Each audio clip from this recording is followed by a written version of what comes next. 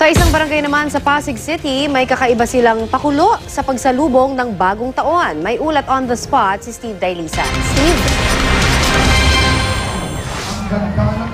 Connie, ilang oras pa bago yung pagsalubong natin sa bagong taon. Pero dito sa Barangay Santolan sa Pasig, nagsisimula na yung countdown ng kanilang selebrasyon para salubungin ang taong 2015. Katunayan sa mga sandaling ito, Connie, ay nagpapatuloy yung kanilang street dance competition sa aking likuran. Merong 16 na iba't ibang mga representante na nakikipaglaban ngayon para dun sa premyo. Malaki-laki kasi 250,000 pesos yung first prize, nasa 150,000 yung second, may 100,000 at 50,000 para dun sa fourth at fifth prize. Kaya medyo lahat sila talaga namang todo sa pagpe-perform.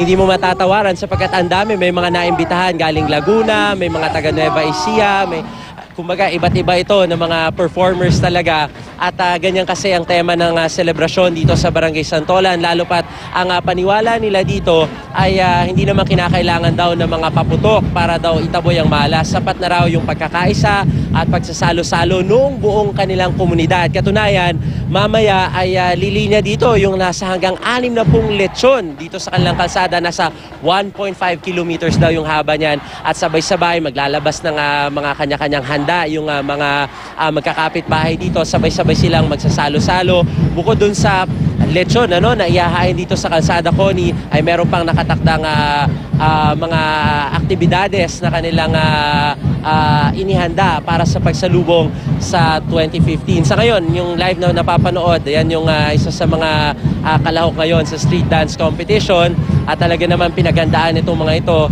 Lalo pat napakalaki nga ng premyo. Sa puntong ito, Connie, kausapin natin yung pasimuno nitong Pakalog Festival na ito sa Santolan. Walang iba kundi si Cap Echi Ramos. Cap, magandang tanghali po sa inyo. Ito pong selebrasyon natin kasi dun sa ibang mga lugar talaga namang may paputok. Dito ho sa inyo, parang kakaiba ho talaga taon-taon. Ika-19th nyo na po ito. Yes.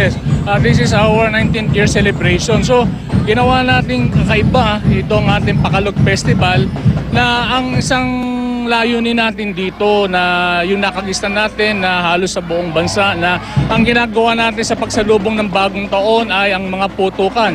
Ngayon dito sa atin, ginawa natin ito na isang festival na kung saan ay walang putukan. We welcome the New Year not with a big bang but of course yung salo-salo at isang pasayahan na ginagawa natin sa pagsalubong ng bagong taon upang ito ay pagsuporta na rin sa layunin ng ating pamahalaan regarding doon sa environment at saka maiwasan na rin yung mga nasasaktan o namamatay dahil doon sa mga pinagbabawal na paputok.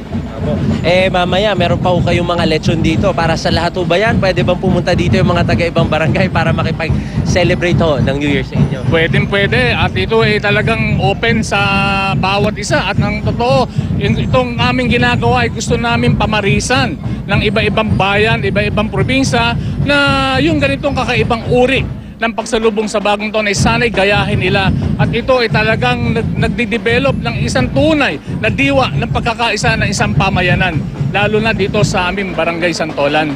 Kung merong New Year's resolution ng Barangay Santolan, ano po yung... Ang New Year's resolution ng Barangay na Santolan talagang yung tunay na pagkakaisa ay manatili sa puso at sa isipan ng bawat isa. Hindi lamang dito sa aming barangay, kundi sana sa buong pamayanan ng ating bansa. Alright, maraming salamat po sa inyo, Cap Echi Ramos. At yan, Connie, dito tuloy-tuloy lamang yung kasiyahan. Mamaya, makikiparty na tayo sa kanila. Lalo pa, tuloy-tuloy yung mga aktibidades hanggang countdown ng 2015. Connie. Tirahan mo kami ng lechon, Steve, ha? Maraming salamat, Steve Dailisan.